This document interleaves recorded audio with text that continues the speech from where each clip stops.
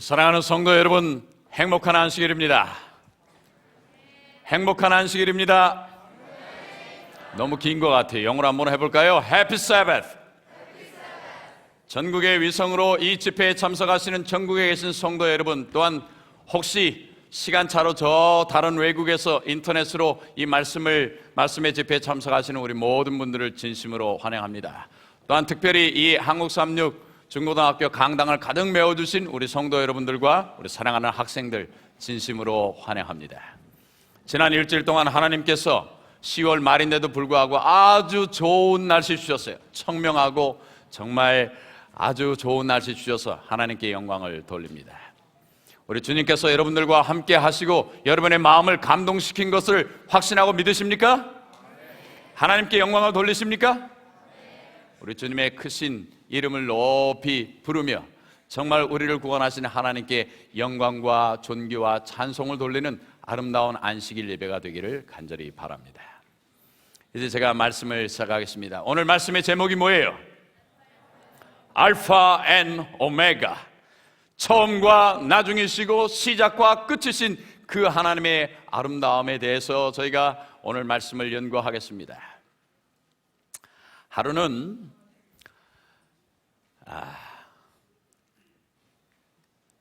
하루살이가 매미랑 만나서 즐거운 하루를 보냈습니다. 하루 종일 재밌게 지나고 늦은 오후가 되자 이 매미가 하루살이에게 이야기했어요. 친구야, 우리 내일 만나자. 그러니까 이 친구가 내일이 뭐야?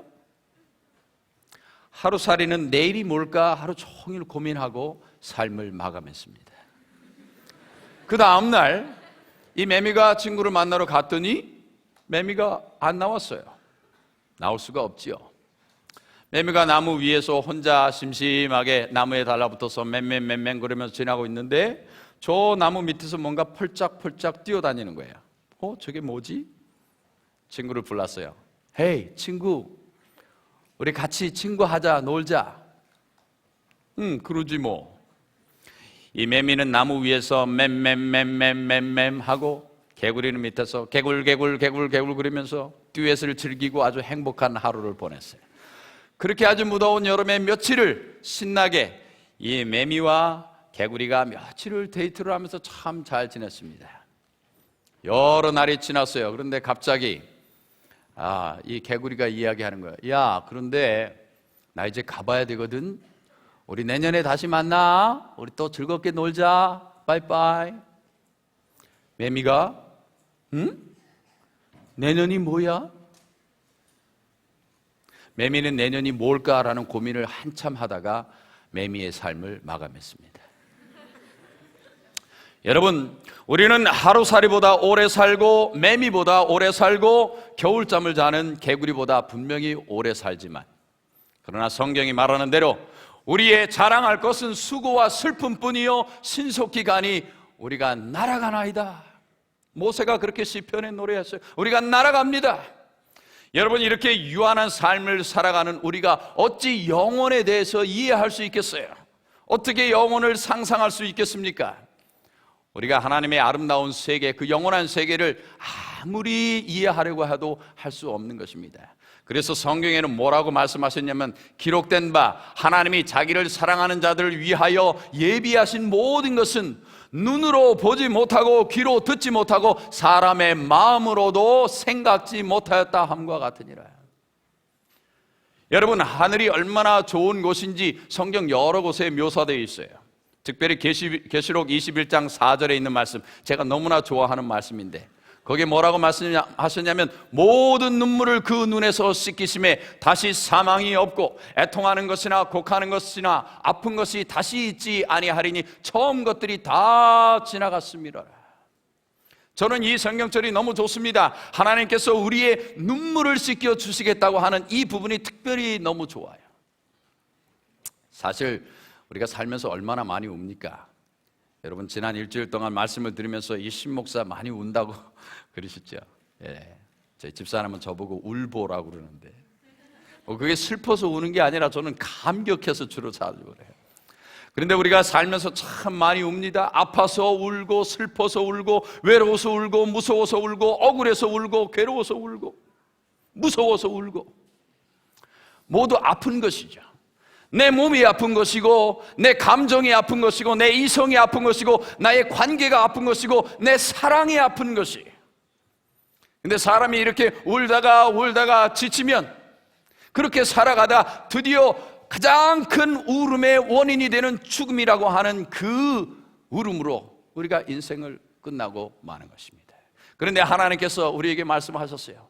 너희가 하늘에 오면 내가 그 모든 억울한 눈물, 그 아픈 눈물, 어둡고 무섭고 힘들었던 그 모든 눈물과 그 슬픔을 내가 다 달래주겠다. 그 눈물을 씻어주겠다. 제가 가끔 이렇게 학생들을 만나서 설교하면서 학생들에게 하늘에 대해서 생각하면 무엇이 떠오르냐고 묻습니다. 그러면 학생들 중에는 뭐 생명강이요, 천사, 14만 4천, 혹은 생명나무, 유리바다, 면류관, 혹은 뭐 사자와 어린 양, 예수님, 뭐 이런 아주 좋은 이야기들을 많이 단어를 이야기해요. 정말 다 좋은 단어들이에요. 그리고 이 모든 단어들은 그 단어 하나하나가 함축하고 있는 많은 의미들이 있어요. 근데 저는 이렇게 생각했습니다. 오늘 알파와 오메가에 대해서 말씀드리면서 하늘나라에 대해서 어떤 대단한 것을 제가 설교할 수 있지 못합니다. 왜요? 저는 하늘나라에 아직 가보지 못했어요. 성경에 묘사되어 있는 것 외에는 제가 하늘에 대해서 잘 몰라요. 그런데 우리가 성경에서 묘사된 아름다운 하늘에 대해서 그리워만 하는 것이 좋은 것이 아니라, 내가 정말 어떻게 살아야 그 아름다운 하늘나라, 눈물이 없고 슬픈 것이 없고 예수님이 모든 죽음과 그 고통을 다 없애주실 그 하늘에 내가 갈 수 있는가, 이것이 더 중요하기 때문에 저는 오늘 이 마지막 시간에 그 말씀을 드리려고 하는 것입니다. 여러분, 하나님은 종종 감추어진 사람들을 찾아 발견하셨습니다. 하나님의 사람들은 거의 예외 없이 감추어진 시간에 무명일 때 하나님에 의해서 발탁됩니다. 무명으로 살던 그 시절에 그 양심과 그 인격과 그 신앙이 탁월하여서 하나님의 눈에 발탁된 것이에요. 그렇게 발탁된 하나님의 종들은 하나님의 기별을 전하는 메신저, 선지자로도 활동했고 또 백성의 지도자들로도 활동을 했습니다. 그런데 아마 성경 역사에 가장 탁월한 하나님의 발탁은 어린 소년 다윗을 선택한 거라고 저는 생각합니다. 왜요? 그 사람은 정말 무명이었어요. 심지어는 그의 아버지, 그의 형제들에게도 잘 알려지지 않았던 아들입니다. 이 아버지 이새도, 형들 엘리압이나 이런 형들이 이 자기의 막내 동생이 도대체 어떠한 존재인지 아직 모르고 살았어요. 성경에 보니까 이 다윗은 얼굴이 붉고 눈이 빼어나게 예쁜, 지금으로 말하면 미소년입니다. 예쁜 남자. 정말이에요. 성경에 그렇게 기록되어 있어요. 선지자 사무엘이 이제 양뿔에 기름을 가득 넣어서 이스라엘의 두 번째 왕 사울 왕의 뒤를 이을 왕을 간택하기 위해서 지금 이새의 집으로 갑니다. 이새의 집에 가서 딱 아들이 지나가는데 그 첫 번째 아들 엘리압이 지나가는데 얼마나 잘생기고 준수하고 건장한지 그의 마음이 탁 들었어요. 그래서 양뿔을 가지고 딱 기름을 부으려고 하는데 하나님이 너는 사람의 외모를 보지만 나는 사람의 중심을 본다. 오늘 말씀의 제목이 알파와 오메가죠. 알파와 오메가는 처음과 나중이라는 말입니다. 잘 들으세요. 여기에 굉장한 진리가 있습니다. 그런데 하나님께서 지금 이 사무엘에게 뭐라고 하냐면, 나는 사람의 중심을 본다, 중점을 본다, 가운데를 본다. 여러분, 가운데 중심을 찾으려면 처음과 끝을 알아야 돼요. 처음과 끝을 알아야지 그 균형 잡힌 가운데를 볼 수 있는데, 다시 말하면 중심을 보시는 그 하나님은 그 사람의 모든 처음부터 나중까지를 다 보시는 분이십니다. 그래서 중심을 보실 수 있는 분이세요. 단순히 그 사람의 inner heart, 마음 속만 보신다는 게 아니라 그 사람의 처음부터 나중까지의 모든 것을 다 밝히 보시고 아시는 분, 그것이 알파와 오메가의 뜻입니다. 여러분, 정말 다윗은 알려지지 않은 무명의 사람이었어요. 저 들판에서 양들만 치던 어린 목자, 아마 9살, 6살 때부터 양을 쳤는지 모르겠어요. 정말 알려지지 않은 이 무명의 다윗. 여러분, 그러면 여러분들이 다윗하고 비슷하다고 생각하시죠? 나이도 비슷하고 얼굴도 미소년인 것이 말이에요. 그리고 이 중에 혹시 막내가 있으면 나도 막내인데 나 정말 다윗하고 비슷하구나. 여러분, 다윗 같아요? 정말 다윗 같아요? 천만의 말씀입니다. 그것은 다윗을 잘 모르기 때문에 하시는 말씀이에요. 성경으로 잘 읽어보세요. 다윗이 그 어린 나이에 어디에 갔습니까? 지금 16즈음에 그가 전쟁터에 나가 있어요. 최전선에 나갔습니다. 그런데 그가 방문한 이스라엘 진영은 지금 뭐예요? 골짜기 하나를 사이에 두고 블레셋과 지금 대치하고 있습니다. 훈련장이 아니라 최전선에 나왔던 거예요. 그러다가 긴장감이 정말 폭발하면 우와 하고 몰래 나가서 어떻게 해요?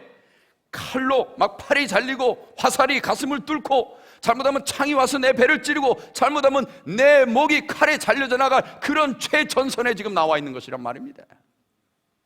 아마 여러분 지금 고등학교 1학년 16살쯤 되고 그런 전투장에 나가라고 하면 아마 굉장히 겁이 날 거예요. 한 번도 안 싸워봤는데. 요즘 어떤 학생들은 차라리 현대 전투가 훨씬 나아요. 지나가다 빵 맞으면 그냥 죽으면 되는데, 만약 그 당시에 주몽 같은 시대에 와가지고 말이에요, 그죠? 칼로 자르고 화살로 화살이 막 맞고 말이에요, 창이 막 찔르면은 얼마나 고생하다 죽겠어요. 그래서 차라리 그 당시 전투가 훨씬 더 무서운 것 같다고. 사실이에요. 그런데 그 어린 나이에 이 다윗이 전투장에 나가서 지금 뭐라고 말합니까? 갑자기 어디서 들려오는 소리를 듣고 이 의분에 찬 이 어린 소년, 16밖에 안 된 이 소년이 지금 큰 소리로 외치는 것입니다. 이 할례 없는 블레셋 사람이 누구간데 감히 사실은 우리 하나님을 모욕하느냐. 여러분, 지금 그 전장터는 지금 사울 왕부터 시작해서 모든 군장들과 장수들이 다 조용히 입 다물고 있는 시간이에요. 이 모든 용사 중에 용사했던 사울 왕, 백전백승의 이 사울 왕도 이 거의 3m 30의 골리앗 앞에서 그냥 꼬리 탁 내리고 지금 뭐 어쩔 줄은 몰라가지고 지금 천막 안에 숨어 있어요. 작전만 하고 있어요. 그런데 이 쥐죽은 것한 고요한 이곳에 다윗 어린 소년이 나타나서 지금 이렇게 큰 소리 The Big Talk 외치고 있는 것입니다. 여러분, 그것은 단순한 큰 소리가 아니었어요. 잠자는 양심을 깨우는 천둥 같은 소리였습니다. 원수 적장에게 하는 항거의 선전포고였어요. 동시에 도대체 이 하나님의 군대는 무엇을 하고 있는가 하는 탄식의 소리였어요. 그야말로 인간이 낼 수 있는 가장 위대한 언어였습니다. 왜요? 그것은 하나님을 인정하는 소리였고 그분의 신속한 임재를 초청하는 소리였습니다. 여러분, 다윗은 나가서 무기로 싸우기 전에 먼저 말로 골리앗과 싸웠어요. 이 말로 싸우는데 이 어린 소년이 그 30대 40대 그 건장한 지구상의 가장 큰 자이언트, 이 뭐예요? 제너럴, 이 장군 앞에서 하나도 꿀리지 않습니다. 이 16살짜리 다윗이 뭐라 그래요? 너는 칼과 창과 단창으로 내게 오거니와 나는 만군의 여호와의 이름으로 내게 가노라. 이 말을 마치자마자 어린 소년 다윗이 어떻게 합니까? 들고 있던 죄악돌을 들고 말이에요, 그에게 성령 아주 빠른 속도로 질주하여 나아갔다고 그랬어요. 그 다음 이야기는 다 아시죠? 그가 돌매를 하면서 그리고 얼마나 힘껏 던졌는지, 그가 던진 이 돌이 이 거인 장군의 이마에 맞아서 똑 떨어진 것이 아니라 맞아서 박혀가지고 말이에요, 이 이마에 가장 두꺼운 뼈를 뚫고 들어가서 이 이마에 박혀서 그 거인이 그냥 앞으로 콱 꼬꾸라졌어요. 다윗이 달려가서 그의 그 큰 검을 빼고 그의 목을 잘라서 칼 위에 꽂아서 이스라엘의 승리를 외쳤습니다. 여러분, 이것이 지금 16살짜리 소년 다윗이 행한 위대한 일이에요. 여러분, 다윗은 겸손했습니다. 나이가 어려서 겸손했고 집안의 8번째 아들이기 때문에 겸손했습니다. 그는 들판에 있었기 때문에 겸손했고 양들과 살았기 때문에 겸손할 수밖에 없었어요. 그는 하나님을 의지했기 때문에 또 겸손했습니다. 그러나 여러분, 다윗은 실력자였습니다. 그는 연습에 연습을 거듭한 이스라엘 최고의 돌팔매질 선수였어요. 양들이 풀을 뜯고 있는 한가한 시간에 다윗이 그냥 풀필이나 불고 이렇게 노래나 부르고 누워있었다고 절대 그렇게 생각하지 마세요. 물론 다윗은 음악을 잘 타는 그러한 아이였지만 그는 의외로 굉장히 강한 사람이었습니다. 풀들을 뜯고 있는 양들을 높여놓고 그는 언덕배기에다 뭔가 나무 위에다 뭘 올려놓고 끊임없이 뭘 연습했어요? 돌 발매질을 연습하는 겁니다. 하루에 500번, 1000번, 마치 박찬호 선수와 박세리가 세계 최고가 되기 위해서 하루에 수천 번씩 배팅을 하고 하루에 수천 번씩 공을 던졌던 것처럼 이 어린 소년 다윗이 그 어린 나이에 뭐예요? 이 돌매 발매질을 얼마나 열심히 했는지 단 한 방의 적장의 이마를 명중시킬 만한 그런 실력자로 그 연습을 했던 거예요. 여러분, 다윗에게 그 돌 발매질은 그저 놀이가 아니었습니다. 져도 좋고 이겨도 좋은 그런 단순한 게임이 아니었어요. 그의 돌 발매질은 어린 양의 생명을 지켜내는 무술이었습니다. 동시에 자신의 생명을 지켜내는 호신술이었어요. 생과 사의 문제가 달린 아주 심각한 유격훈련이었습니다. 그리고 또한 그야말로 혼신을 다해서 갈고 닦은 그의 필살기였어요. 단 한 번으로 때려 눕힐 수 있는, 정말 급소를 알아서 그 급소를 쳐서 어떤 적이라도 물리칠 수 있는 대단한 실력을 그가 쌓았어요. 여러분, 골리앗이 물론 크고 위대했지만 여러분 생각해 보세요. 실전에서 어쩌면 이 골리앗보다 훨씬 더 빠르고 위협적이고 날쌘 이 사자나 곰을 상대해서 이겼던 다윗이었습니다. 다윗이 성경에 보니까 뭐라고 말했어요? 내가 양을 칠 때 사자나 곰이 와서 양 새끼를 물고 가면 내가 그를 뒤따라 가가지고 막대기를 들고 그 입에서 새끼를 구해냈으며 혹 사자나 곰이 나에게 덤벼들면 내가 그 수염을 쳐서 죽였나이다. 여러분, 이 말씀을 보니 다윗은 그저 단순한 돌팔매질 선수만이 아니었어요. 예? 그는 원거리 싸움을 위해서는 돌팔매질에 능했지만 단거리 싸움을 위해서 장봉도 연습하고 단봉도 연습하고 그리고는 이 육박전을 위해서는 유도, 태권도, 레슬링 다 마스터한 정말 최고의 용사였습니다. 여러분, 이 나이에 사람도 아닌 사자와 곰을 대항해서 이 16살짜리가 나가서 싸우려고 한다는 그 자체가 얼마나 대단한 용기고 얼마나 그 심장이 컸을까요? 그런 소년 한번 상상을 해보세요. 그런데 다윗에게 진짜 훌륭한 점은 여기에 있습니다. 성경 사무엘상 17장에 이런 말씀을 하셨어요. 주의 종이 사자와 곰도 쳤은즉 사시는 하나님의 군대를 모욕하는 이 할례 없는 이 블레셋 사람이리까 그가 또 짐승의 하나같이 되리이다. 또 가르되 여호와께서 나를 사자의 발톱과 곰의 발톱에서 건져내셨은즉 나를 이 블레셋 사람의 손에서도 건져내시리이다. 여러분, 정말 이 다윗의 가장 위대한 점은 바로 이 점이에요. 사자와 발톱에서 건져낸 것이 나의 신무술이나 돌팔매질이나 나의 이 막대기 기술이 아니라 여호와 하나님의 능력으로 내가 사자와 곰의 발톱에서 보호받았다. 그는 온전히 하나님께 의지할 줄 아는 겸손한 하나님의 어린 종이었습니다. 이 얼마나 흠모할 만한 인격입니까? 이 얼마나 멋진 청년입니까? 하나님께서 이 어린 소년 다윗을 그야말로 떡잎부터 알아보셨어요. 다윗은 그야말로 될성 싶은 큰 나무였습니다.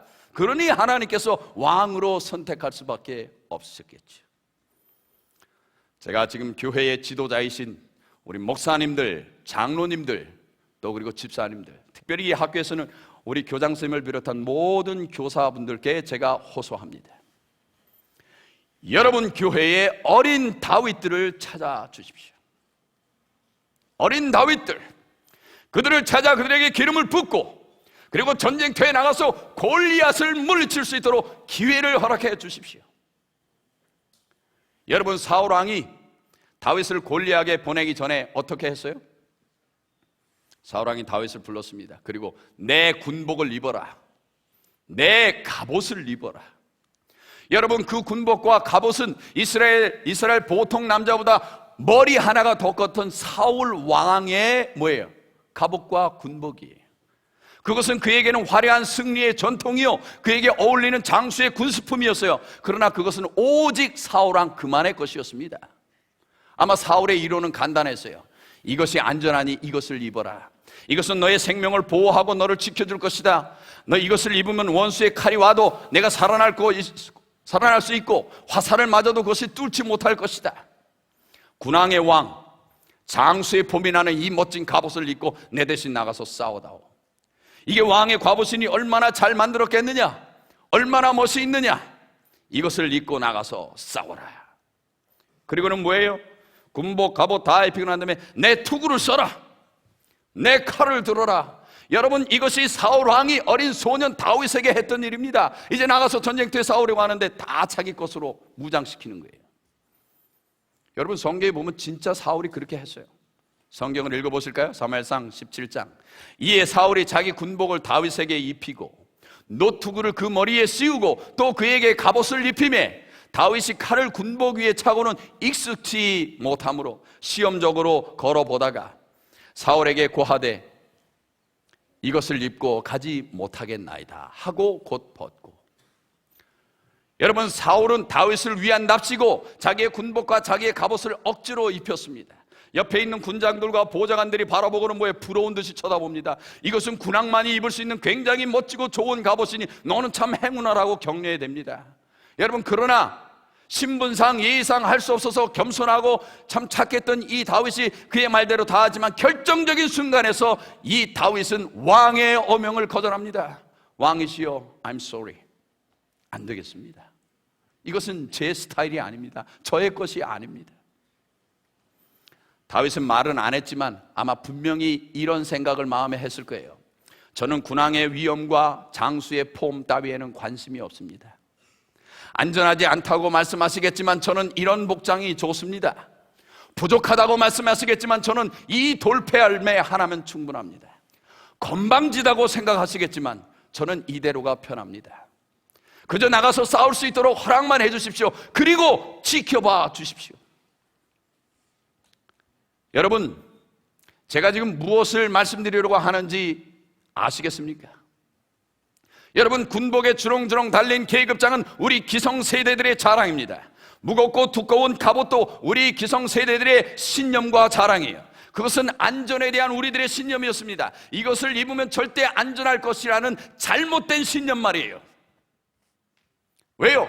우리가 그 중무장한 갑옷을 입고 나가서 싸울 때 우리는 우리의 수많은 허점 때문에 사탄이 교묘하게 그 갑옷을 이곳저곳을 뚫고 와서 우리를 허지없이 KO시켜버렸던 수많은 경험을 갖고 있지 않습니까? 우리는 안전하다고 생각했지만 그것은 전혀 안전하지 않았어요. 어쩌면 우리가 하나님보다 우리의 갑옷과 군복을 더 의지했기 때문에 그러한 패배를 맛볼 수밖에 없었을지 모릅니다. 여러분과 저는 칼이야말로 진짜 최고의 무기라고 생각했지만 여러분, 다윗은 그보다 훨씬 더 강력한 돌팔매라고 하는 신형 무기를 갖고 있었어요. 여러분과 저는 투구가 필요했지만 다윗은 기동력이 더 필요했기 때문에 투구는 필요 없었습니다. 그래서 우리는 그들을 걱정했지요. 위험한데, 저러면 안 되는데. 여러분, 그러나 우리가 볼 때는 위험했지만 사실 더 정확히 판단해 보니까 그것은 현명한 일이었어요. 여러분, 투구가 무엇을 상징하는지 아시죠? 두껍고 뚫을 수 없어서 이 쇳덩어리처럼 단단하게 굳어버린 우리 기성세대의 굳어진 개성과 고지식과 편협관, 편견과 어쩌면 극보수적인 전통과 사고방식을 대변하는 것일지도 모르겠습니다. 다윗은 그런 것이 필요 없는 존재입니다. 여러분과 저는 투구 없이는 나가서 싸울 수 없을 거라고 생각했어요. 그대로 나가면 가장 중요한 신체의 부분, 한 번 맞으면 생명에 치명적인 손상을 입기 때문에 반드시 보호할 것이라고 생각했지만 오히려 자유롭지 못하게 하는 거추장스러운 것이 될 수밖에 없었어요. 여러분, 우리의 다윗들을 보십시오. 자유로우나 지혜롭고 편리해 보이지만 경솔지 않고 무엇보다 신속하게 대처할 줄 아는 위기 극복 능력을 갖고 있지는 않습니까? 우리의 무겁고 낡은 투구로 그들에게 씌우려고 하지 맙시다. 제발 부탁드립니다. 우리 지도자 여러분. 그리고 저는 이제 스스로를 다윗이라고 생각하고 다윗이 될 수 있는 여기에 모인 수많은 잠재적인 멋진 이스라엘의 구원자 다윗들에게 호소합니다. 잘 들으세요, 여러분. 여러분, 다윗을 얕보지 마십시오. 이미 말씀드린 대로 그는 당대 최고의 실력가였고 최고의 무술가였고 최고의 고수였습니다. 여러분, 그가 그저 도시락이나 들고 아빠 심부름 갔던 놀러온 날라리나 그런 애숭이가 아니었습니다. 그는 사태를 심각하게 분석할 줄 아는 아주 진지함과 긴장감을 가지고 있었어요. 그리고 상황에 빠르게 대처할 줄 아는 위기 극복 능력도 아울러 가지고 있었습니다. 그렇지만 다윗은 한없이 겸손했습니다. 그러나 동시에 다윗은 하늘을 찌를 듯한 용기 충천한 사람이었어요. 이것은 우리 청소년들에게 꼭 필요한 덕목입니다. 제가 경험한 바에 의하면 우리 청소년들은 아주 착하기는 한데 용기가 참 부족합니다. 실력은 있는데 용기가 없어서 한 번도 써먹지 못하는 바보가 되어서는 절대 안 됩니다. 여러분은 다윗처럼 실력을 쌓아야 할 때는 쌓고 그 쌓아진 실력을 사용할 때는 사용할 줄 알아야 돼요. 다윗은 마음속에 있는 의분을 토해낼 줄 아는 그런 의분의 소년이었습니다. 그냥 화가 끓어오르는데도 그냥 나이가 어리다고 겸손하다고 참고만 있는 것이 아니라 정말 내가 이때는 참을 수 없다, 이때는 내가 말해야겠다 할 때는 일어나서 큰 소리 더 빅 토크를 외칠 수 있는 그런 사람이었단 말이에요. 그런 위대한 터지는 심장을 가진 그런 다윗이 여러분이 되어야 합니다. 의분이 살아있는 젊은 청년, 여러분이 진리를 수호하는 십자가의 군병이 되고 싶으면 정말 그런 사람이 되어야 합니다. 어리지만 이것은 내가 책임져야겠다, 그래서 스스로 책임감을 가지고 의무를 가지고 그것을 해낼 줄 아는 권리와 책임감을 통감하는 그런 지도자, 나이는 비록 어리지만 저는 그런 사람이 꼭 되주시기를 바랍니다. 한번 따라하세요. 위대한 사람은 소명으로 산다. 다시 한 번 더요. 위대한 사람은 소명으로 산다. 여러분, 사람이 위대해지려면 위대한 소명이 있어야 돼요. 위대한 소명이 있어야 그래야 사람이 위대한 일을 하죠. 맨날 그저 하는 일이 자질구레한 일인데 그가 어떻게 위대한 사람이 됩니까? 그렇죠. 위대한 사람은 매일에, 매주에, 매달에, 매년에 하는 위대한 일이 있어야 돼요. 위대한 소명이 있어야 돼요. 그래야 그 사람이 위대한 사람이 되는 거예요. 하나님은 하나님을 두려워하는 자를 위대한 사람으로 만들어주시는 분이십니다. 이 마지막 시대에는 오직 위대한 언어를 말하는 사람만 살아남을 것입니다. 그것은 지구 6,000년 역사가 고이 간직해 마지막까지 남겨둔 가장 탁월한 언어예요. 마지막 주자들만 외칠 수 있는 사명의 언어입니다. 그것은 이미 기록된 예언이고 그리고 성경에 비밀스럽게 간직되어 있는 소리입니다. 천사들도 말할 수 없는 언어이고 오직 남은 자손들만이 외칠 수 있는 마지막 사명의 언어예요. 그 마지막 사명의 언어가 무엇이에요? 바로 성경에 기록되어 있는 세천사의 기별입니다. 여러분, 세천사의 기별은 아무나 외칠 수 있는 그런 잡다한 언어가 아니에요. 천만의 말씀이에요. 세천사의 기별은 지금 말한 대로 다윗과 같은 심령으로 준비된 의분이 있는 거룩한 용장들만 할 수 있는 그런 언어란 말입니다. 여러분, 위대한 언어를 말하기 위해서는 여러분이 먼저 말씀에 사로잡힌 사람이 되어야 합니다. 여러분, 위대한 언어는 볼륨에 있지 않아요. 목소리에 크고 크기 아닙니다. 위대한 언어는 그 컨텐트, 내용에 있는 것이에요. 여러분, 왕이라 할지라도 그의 말에 진실성이 없거나 무게가 없으면 조그만 아이들도 왕의 말을 듣고 비웃습니다. 여러분의 언어에 힘을 실리게 하기 위해서 여러분은 진리의 말씀, 온갖 아름다운 것들로 가득 차 있는 이 성경의 말씀을 파고 파서 여러분의 심령에 쌓아놓아야 돼요. 그래야 여러분들이 위대한 언어를 말할 수 있는 사람이 되는 것입니다. 히브리서에 다음과 같이 말씀하셨어요. 하나님의 말씀은 살았고 운동력이 있어 좌우의 날선 어떤 것보다도 예리하여 혼과 영과 관절과 골수를 찔러 쪼개기까지 하며 또 마음의 생각과 뜻을 감찰하나니. 여러분, 하나님의 말씀은 그저 기록된 문자가 아닙니다. 글자가 아니에요. 하나님의 말씀은 글자로 내 마음에 들어오지만 예수 그리스도와 같은 인격체로 진리의 힘을 가져서 나를 변화시켜서 그런 위대한 사람으로 살아갈 수 있게 하는 그런 엄청난 힘을 가졌어요. 혼과 영과 관절과 골수를 찔러 쪼개는 그러한 힘을 가졌단 말입니다. 여러분, 제가 영상을 통해서 레나 마리아 또 한국의 헬렌 켈러 송명희 씨가 어떻게 위대한 삶을 살게 되었는지 다 보여드렸죠. 한쪽 발밖에 쓰지 못하는 레나가 어떻게 합니까? 아침이면 일어나서 성경을 발로 넘겨가면서 자기에게 생명을 주시고 이 땅에 태어나게 하신 그 전능하신 하나님을 위해서 내가 어떻게 살아야 할지를 매일 묵상하잖아요. 송명희 씨는 그저 제가 인터뷰를 갔을 때 저하고 눈 한 번 맞추기가 힘들어요. 나하고 말을 하는데 얼마나 고개가 돌아가지만, 그런데 4년 동안 그렇게 움직이는 고개를 가지고 성경에 초점을 맞추면서 30번을 읽었단 말이에요. 그렇게 말씀을 읽으니까 그것이 그 사람 마음에 살아 넘쳐서 위대한 글을 쓰게 하고 위대한 찬송을 하게 하고, 그래서 위대한 삶을 살게 하는 것입니다. 여러분, 말씀으로 하루를 여는 경건한 하나님의 어린 소년들, 다윗이 그렇게 살았어요.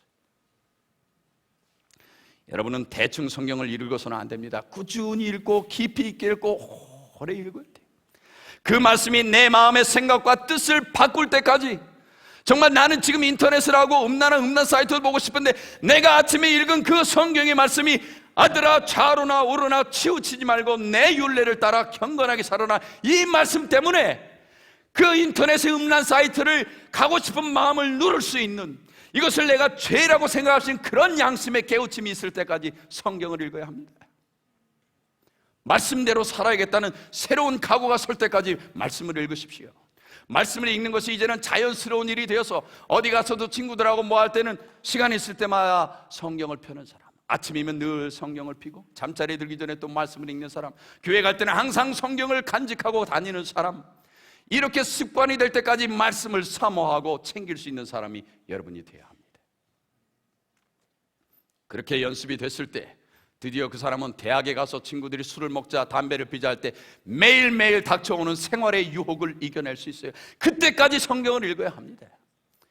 하나님이 지혜를 주셔서 정말 송명희 씨처럼 25권의 책을 지고 수백 편의 시가 그저 막 우러나올 때까지 한번 그렇게 성경을 좀 읽어보세요. 왜? 하나님께서 야고보서에 약속하셨어요. 누구든지 지혜가 부족하거든 하나님께 구하라. 그리하면 내가 지혜를 어떻게 해요? 흘러넘치게 쌓아 넘치게 부어주리라 약속하셨습니다. 지금 그런 지혜가 필요한 사람이 누구예요? 40, 50, 80명을 할아버지입니까? No. 여러분들이에요. 자, 이제 위대한 언어 The Big Talk를 말하기 위해서는 또 다음과 같이 해야 합니다. 따라하세요. More prayer. 뭐 졸려요? 크게 More prayer. More power. Less prayer. Less power. No prayer. No power. 무슨 말씀인지 아시죠? 기도하지 않으면 하나도 힘이 없고, 조금 기도하면 조금의 힘을 받고, 많이 기도하면 많은 능력을 받으리라. 아멘. 여러분, 기도하는 사람을 누가 당하겠습니까? 예수님의 모든 능력은 기도에 근거했다고 말씀하고 있어요. 여러분, 변화산에서 예수님이 내려오십니다. 내려오시는데 뭐예요? 벙어리 귀신 들린 아들을 데리고 온 아주 가엾은 아버지를 만났어요. 이 아버지가 데려왔는데 산 아래 남아있던 9명의 제자들이 예수의 이름으로 명하노니 귀신아 나가라 별짓을 다 했는데 뭐예요? 나가기는커녕 이 아이를 막 땅에 쏟아놓고 그냥 막 애가 다 죽게 생겼어요. 이 아버지가 와서 불평합니다. 도대체 어떻게 된 겁니까? 이 한심한 제자들을 놓고 예수님께서 뭐라 그랬어요? 기도 외에는 이런 능력이 나올 수 없느니라. 기도 외에는 이런 능력이 나올 수 없느니라. 고아의 아버지로 잘 알려진 조지 뮬러라는 사람이 있어요. 이 조지 뮬러는 어렸을 때 악하게 살았습니다. 14살, 16살부터도 소년원 감방을 들락날락거리는 도둑놈이요 사기꾼이었어요. 그런데 그가 그렇게 살다가 20살이 되던 어느 날 토요일 저녁 기도 모임에 그가 친구 따라서 갔습니다. 그런데 그곳에서 그는 처음으로 그의 인생을 바꾸어 놓는 한 장면을 목격합니다. 제가 어제 침례 결심할 때 호소할 때 그랬죠. 사람은 요즘 영화 한 편을 보고도 인생이 바뀌고 책을 한 권을 보고도 인생이 바뀌고 동상 하나를 보고도 인생이 바뀌는데, 여러분 5시간 동안 5편의 설교를 듣고도 마음의 결심을 하지 못하면 도대체 여러분의 마음은 얼마나 강심장해요? 왜 이렇게 돌 같고 얼음 같습니까? 잘 들어보세요. 이 조지 밀러는 20살 때 자기가 바라본 명장면을 잊을 수가 없었어요. 그것은 뭐냐? 저쪽 한 구석에서 한 청년이 무릎을 꿇고 기도하는데 자기 또래의 청년이에요. 그런데 얼마나 진지하게 눈물을 흘리면서 기도를 하는지 말이에요. 자기 평생 20년 동안 자기는 늘 누구를 속여먹을까 등쳐먹을까 그러다 감방이나 들어다녔는데 이 한 사람의 기도하는 이 명장면의 그 이미지가 그냥 그 사람의 온 마음을 지배했어요. 그날부터 그는 잊을 수가 없는 겁니다. 그렇게 무릎 꿇고 기도하는 그 청년의 이름, 여러분 기도하실 때 진지한 태도로 잘 하세요. 왜? 어쩌면 이 조지 뮬러처럼 여러분의 진실하게 기도하는 태도 그 하나를 보고도 사람의 영혼이 바뀔 수 있습니다. 조지 뮬러가 그 다음부터 기도의 사람으로 변했어요. 나도 저러한 진지한 삶으로 하나님께 영광이 되는 사람이 되어야겠구나. 여러분, 그로부터 조지 뮬러가 기도의 사람, 이 세상에서 가장 많은 기도를 하나님의 보좌에 올린 사람, 그래서 하나님으로부터 가장 많은 기도의 응답을 받은 사람으로 그가 변했습니다. 그는 평생 24명, 몇 명이요? 24명의 고아들을 길러냈어요. 그런데 그 고아들을 먹이고 입히고 재우가는 이 모든 일에 그 흔한 독지가에게 기대지 않았습니다. 그는 한 번도 독지가에 가서 돈 좀 주십시오, 우리 애들 밥 사주게 천만에요. 그는 매끼 매일의 모든 필요를 전능하시는 하나님께만 맡겼어요. 하나님, 당신이 이 아이들 책임지고 먹이시지 않습니까? 주께서 들풀도 입히시고 뭐예요? 저 공중에 나는 참새 한 마리도 귀히 보신다고 하시면서 너희들은 이것보다 귀하지 아니하냐 말씀하셨는데 그 약속 지켜주십시오. 이 말씀에 의지하여 매일 기도할 때 24명을 평생 65년 동안 먹이고 살리고 입혔어요.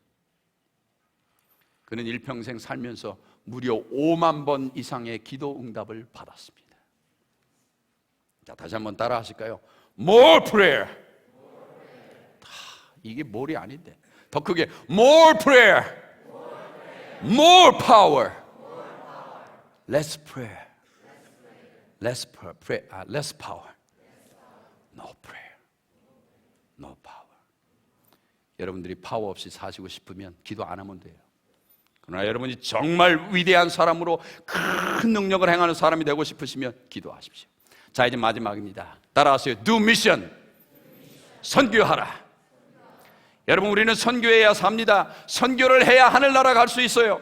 무엇을 먹어야 성품이 변화된다, 어디 가서 살아야 성품이 변화된다, 천만의 말씀입니다. 잘 들으세요. 음식이나 사는 장소가 우리의 성품을 변화시킬 것이라고 생각하지 마세요. 왜? 인간의 악한 본성은 이기적이고 사악해서 도무지 인간의 능력으로 어디 살고 먹는 것으로 변화될 수 없는 것입니다. 오직 영혼을 사랑하는 사람에게는 성령께서 그의 마음속에 내재하셔서 그 영혼을 구원하는 사에게 필요한 언어와 친절한 행동과 품이 있는 이 고상한 생각을 주시기 때문에 그러한 성령의 능력으로 그의 악한 품성과 본성이 변화될 수 있는 것이에요.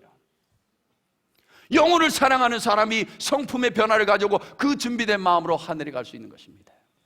천명 선교사 BMM에서 선교사들을 만나면요, 그들이 얼마나 참 진지한지, 얼마나 사랑이 넘치는지. 사랑하는 여러분, 저는 여러분들이 이제 마지막 사명을 전달하는 사람으로 복음을 전파하는 사람이 되기를 바랍니다. 매일 3,000명씩 이 성경에 예언된 교회, 남은 교회에 지금 전 세계에서 사람들이 쏟아져 들어옵니다. 그러나 여러분, 매일 3,000명의 교인들이 늘지만 매일 동시에 25만 명의 아이들이 태어나요. 이러한 비율로 우리가 어떻게 전 세계 복음화를 생각할 수 있습니까? 불가능합니다. 그런데 하나님께서 마지막에 약속하셨어요. 내가 성령을 젊은이들에게 꿈을 주고 늙은이들에게 이상을 보게 해서 모든 약속을, 이 모든 마지막 사역을 성령의 능력으로 마치리라. 여러분, 그러므로 이제 여러분과 저는 머지않아 어쩌면 CNN, NHK, KBS, BBC 이런 방송에 전 세계 이곳저곳에서 복음을 전하는 놀라운 기적을 행했던 초대교회의 사람들과 같은 일을 행할지 모릅니다. 그러면 리포터들이 와서 자세하게 보고하겠죠. 그러면 그것은 전파를 타고 전 세계에 송출될 것입니다. 지금 마치 이소영 전도회가 한국의 전역 어디에서나 시청이 가능하고 인터넷으로 라이브로 모여 미국, 유럽, 대만 아무 데서나 볼 수 있는 것처럼 여러분과 제가 성령의 능력을 받으면, 선교하면, 그러면 우리는 머지않아 이 지상사업을 찬란히 마칠 수 있습니다. 아멘. 그러면 이제 우리가 어디 가야 돼요? 하늘나라 가야지. 그러면 이제 하늘나라 가는 것입니다. 여러분들은 재림 세대의 주역들이에요. 여러분들은 우리 교회의 희망입니다. 여러분들이 주인이고 여러분들이 장차 미래의 지도자들입니다. 사랑하는 여러분, 용맹스럽고 실력을 갖추었던 다윗처럼 변해주시기 바랍니다. 의분을 가지고 거룩하고 빅토크를 말할 수 있는 위대한 사람들로 거듭나시기를 바랍니다. 그래서 여러분들을 바라볼 때 더 이상 어른들이, 어린아이들이 뭘 할 줄 알아가 아니라, 아니 저에게 저런 능력이 있었구나, 나도 할 수 없었던 신용무기의 큰 힘을 가지고 있구나 하는 이러한 잠재적인 능력을 보여주시기를 바랍니다. 사랑하는 여러분, 이제 영광의 그날이 오면 우리는 다 하늘나라에 갈 것입니다. 하늘나라가 아무리 좋다고 그리워하는 것보다 더 중요한 것은 그 하늘나라에 가게 될 덕성과 습관을 기르는 것이에요. 저는 오늘 그런 것들에 대해서 설교했습니다. 이 위성전서에 참석했던 우리 모든 청년들과 우리 성도들이 정말 마음을 앞에서 잘 준비하고 우리의 위대한 언어, 이 마지막 사명을 다하다가 저 영원하신 주님이 오실 때 우리가 그날에 다 올라가서 하나님께 위대한 찬송을 돌리고 영광을 돌리게 되는 그날이 속히 오기를 바라면서 제 모든 말씀을 마치겠습니다. 자, 이제 우리 함께 다 일어나셔서 우리의 위대한 주제가 물이 바다 덮음 가치를 찬양하시고 기도하고 마치겠습니다. 다 함께 일어나실까요?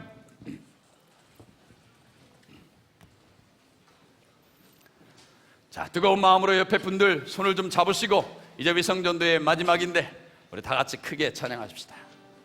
자, 크게.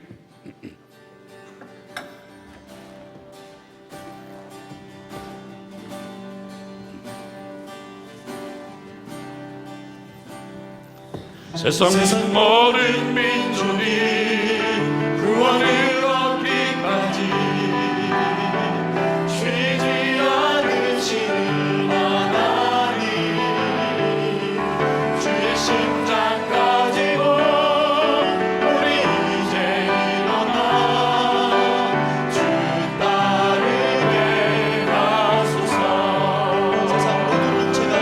세상 모든 육체가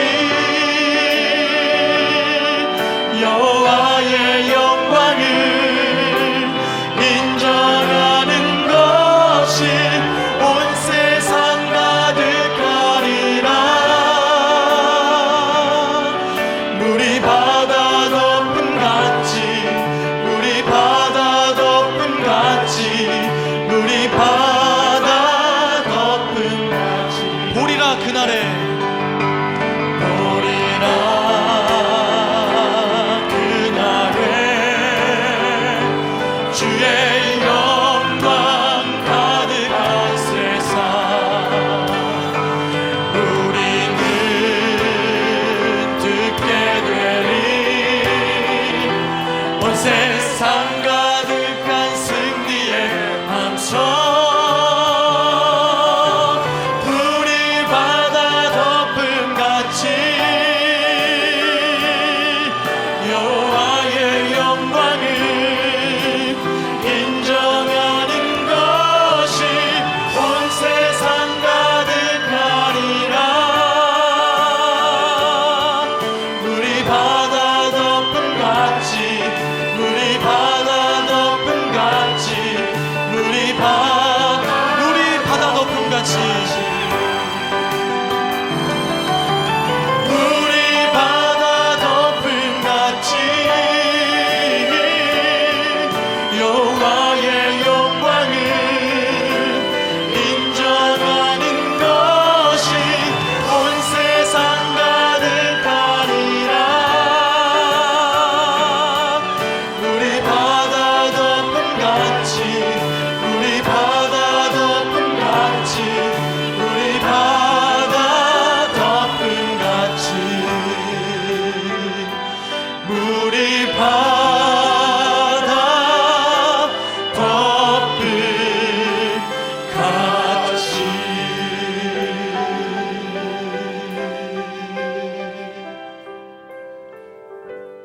전능하신 우리의 하나님, 알파 오메가 되셔서 우리의 중심을 꿰뚫어 보시고 무명인 어린 소년 다윗을 택해서 나라를 구원하신 우리의 하나님, 오늘 여기에 앉아있고 서있는, 또 전국에 서있는 수많은 다윗들을 보시옵소서. 그들이 군장이 되고 용장들이 되어서 나가서 저 골리앗들을 무리치는 위대한 언어를 말하는 소년들이 되게 하시고 그들의 일생을 받으셔서 하나님의 위대한 사역을 맞춰 주시옵소서. 그들이 재림 세대의 주역이 되게 싸우니 이 교회를 이끌고 갈 지도자들로 착실하게 실력 있게 준비되게 하시고, 우리 기성세대들은 그들의 자라나는 모습을 보면서 정말 감사하고 감격해서 열심히 우리의 바톤을 물려주는 그러한 자들이 되게 하여 주시옵소서. 주님이 속히 오시기를 바랍니다. 우리를 오셔서 하늘에 데려가 주시옵소서. 그 영광의 날이 오기를 기다려오며 우리 모든 성도들이 오늘 감사와 찬양의 예배를 드려사오니 받아주시고 우리를 영원히 축복해 주시옵소서. 이제는 우리 하나님의 다함이 없는 사랑과 예수 그리스도의 십자가 보혈의 은혜와 성령 하나님의 교통 감화하심이 머리 숙인 주님의 사랑하는 자녀를 위해 이제로부터 영원히 함께 하시기를 예수 그리스도의 위대하신 이름으로 간절히 축원하옵나이다. 아멘. 아멘.